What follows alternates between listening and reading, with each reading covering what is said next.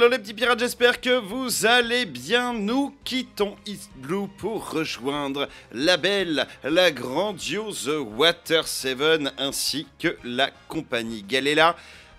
Puisque on va review les cartes du violet. Je vous rappelle que le leader qui sortira dans le violet, ce sera donc Iceberg, qui sera un leader un peu particulier, puisqu'au final, vous allez jouer des cartes depuis votre main en mettant votre leader en mode inertie. Vous n'allez pas pouvoir attaquer avec ce dernier. Donc, on va voir toutes les cartes qui vont entrer dans le deck et on commence tout de suite avec Kaku. Kaku version compagnie Galela, avant qu'il se fasse malencontreusement virer. Allez savoir pourquoi, cette ville girafe.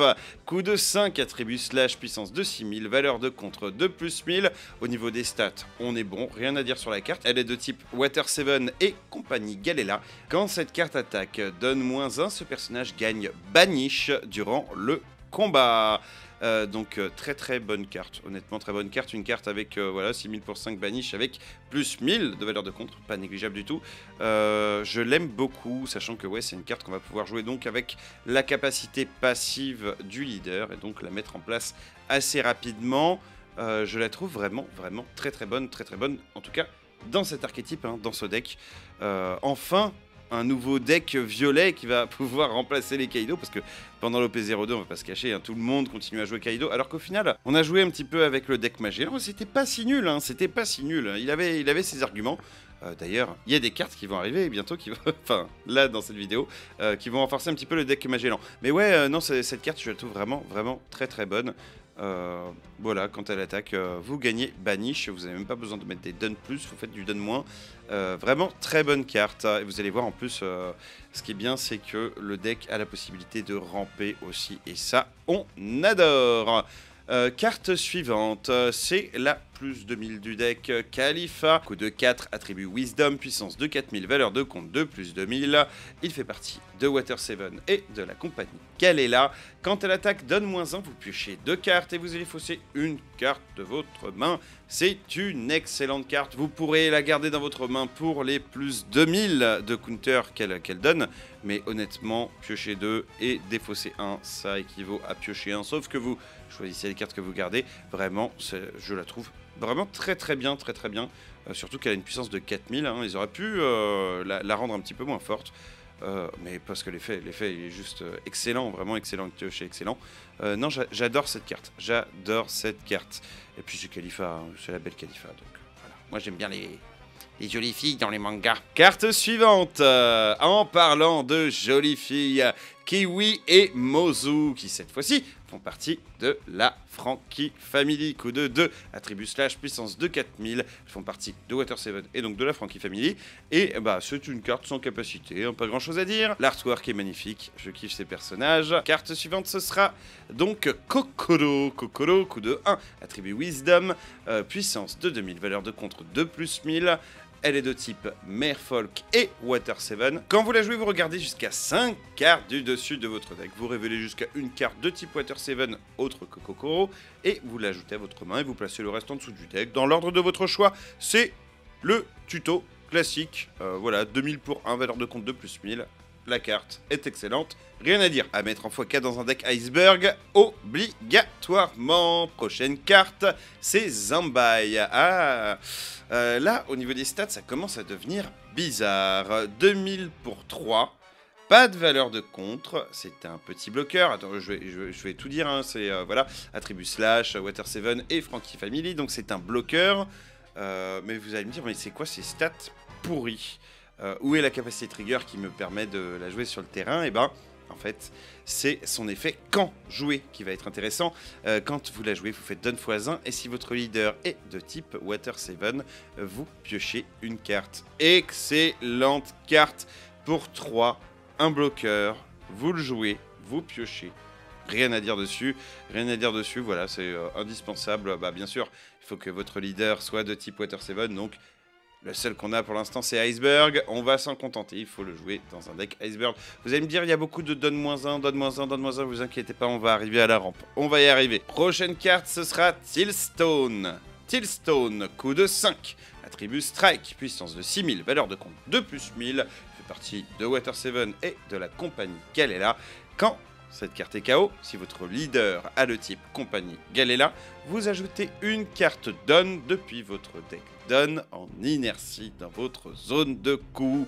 Ah, ça c'est énervant, les cartes qu'on ne peut pas gérer chez le violet, sinon l'avantage, c'est une grosse présence sur le board, hein, 6000 pour 5 avec plus 1000 de valeur de contre. Pour les stats, rien à dire, c'est excellent.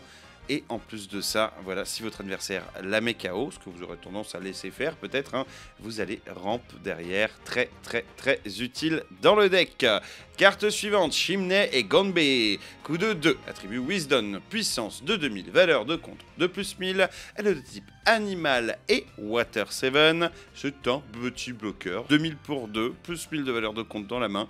Tout à fait classique et tout à fait utile dans les decks violets. On aime bien avoir des petits bloqueurs pour protéger notre board. Vraiment très sympatoche. Carte suivante, c'est une super rare et ce sera Pauli. Coup de 5, attribut Strike, puissance de 6000, pas de valeur de contre.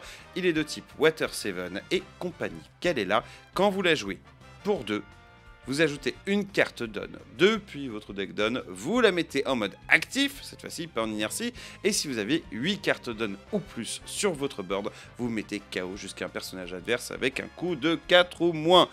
Alors, cette carte, elle est très bien. Je pense, honnêtement, que vous n'allez pas souvent faire son effet, au final, pour la simple et unique raison que arriver à cette carte Don dans le deck, ça me paraît compliqué. C'est possible, honnêtement, ne me faites pas dire ce que j'ai pas dit.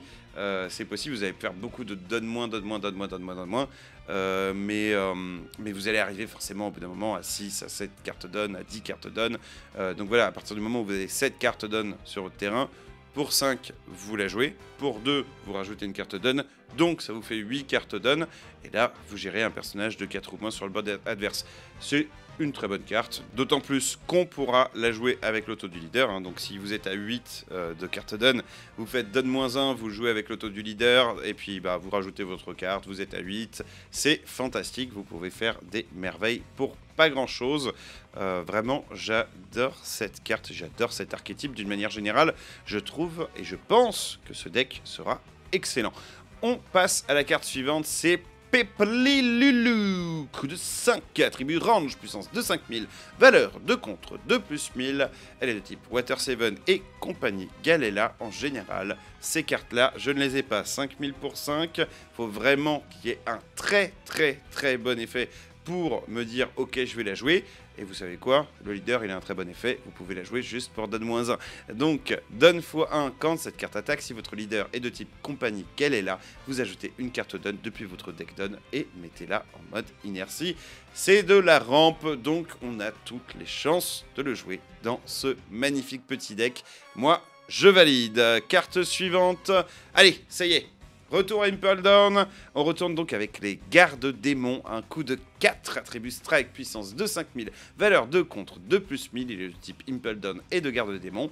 C'est une carte qui a banish très fort, et quand cette carte est KO, si votre leader est de type Impel Down, vous pouvez ajouter une carte Down depuis vos deck Down, vous la mettez en inertie, vous connaissez le principe. Pourquoi cette carte elle est bien? Parce qu'elle va renforcer le deck Magellan justement avec Little Sadie qui nous permet de, quand elle est jouée, un Little Sadie, vous allez mettre une carte garde démon sur le board, c'est gratos, ça vient dans la main. Le problème c'est qu'on n'avait que 2 cartes garde-démons, ça ne justifiait pas forcément le fait de les incorporer dans un deck. On n'était pas obligé d'avoir la Little Sadie dans la main, la Little Sadie qui avait en plus de 1000 de puissance de valeur de contre.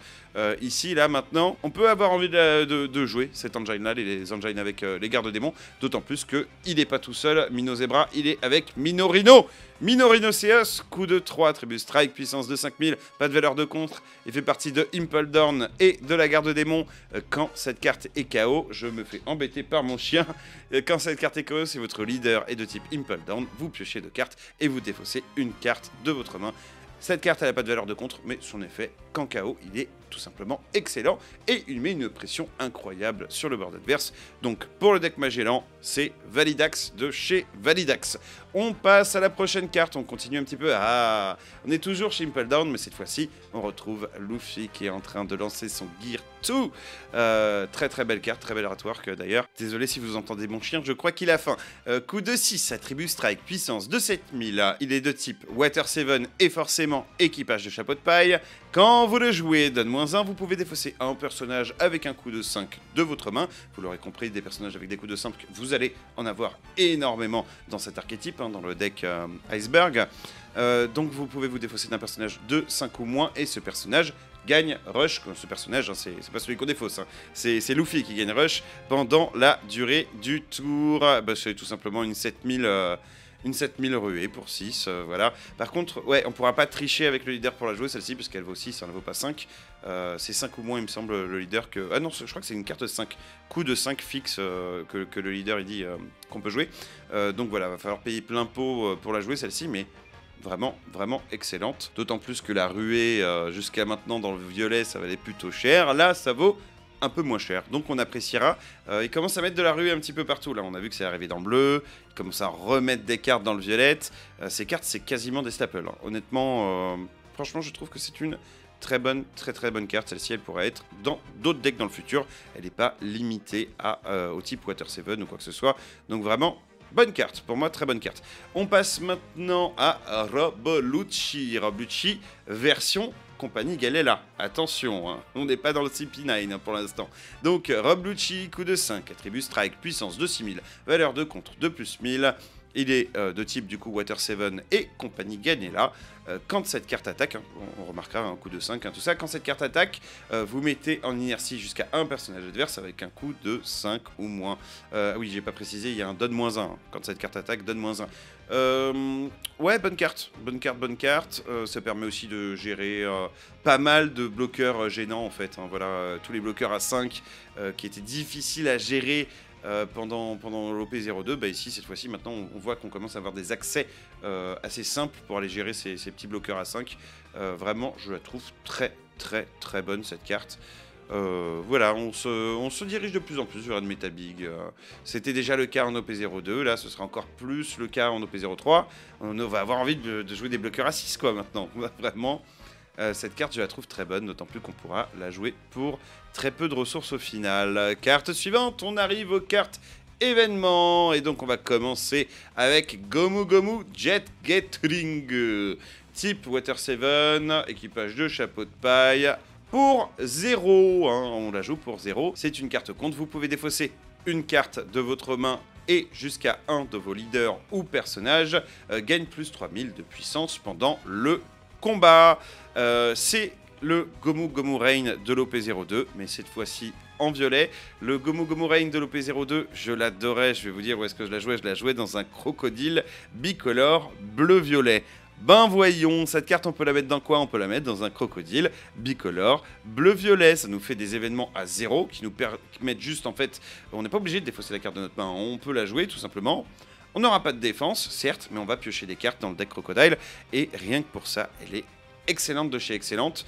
Capacité trigger, vous ajoutez jusqu'à une carte donne depuis votre deck donne en mode actif. Très fort cette capacité trigger. Bah je l'adore. Je l'adore cette carte, honnêtement, ça me donne juste envie de rejouer Croco en fait. Hein. J'ai pas forcément envie de la mettre dans un deck Water 7 en l'occurrence. Ça avait du sens de défausser des cartes de sa main peut-être dans un deck Ivankov et donc de la mettre dans un deck Ivankov. Pour le bleu, hein, je parle pour le bleu.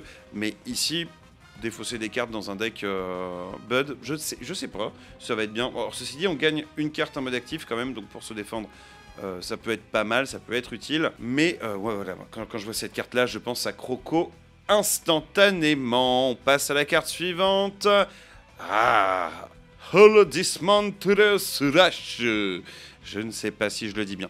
Coup de 1, type Water 7 et de Frankie Family, bien sûr. Activation principale, donne -1. Si votre leader a le type Water 7, vous mettez KO jusqu'à un personnage adverse avec un coup de 2 ou moins. J'aime bien. En fait, c'est comme dans le vert. C'est une carte que j'aime bien, qui sera pas bonne dans tous les match-ups. Et voilà, et puis pareil, la capacité trigger, activer l'activation principale de cette carte, c'est bien, c'est très bien si votre adversaire il joue des cartes de 2 ou moins.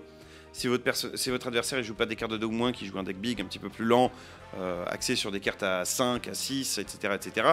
Typiquement en miroir, dans un match miroir, vous jouez Brad Bird, là, vous n'allez pas avoir de carte à 2 ou moins. Vous allez peut-être aller avoir la petite bloqueuse à 2, mais vous n'êtes même pas obligé de la jouer. Donc ouais, en fait, ces cartes, elles me gênent. c'est une bonne carte de side. Si cette carte devient méta, les gens joueront plus de cartes à 2 et puis c'est tout. Les gens, ils en joueront plus. Donc ouais, je la trouve moyenne. Je la trouve bonne, hein. Attention, hein, je la trouve très très bonne. Gérer une carte à 2 pour 1, c'est très très bon. Mais elle peut servir à rien dans un deck, quoi, c'est tout.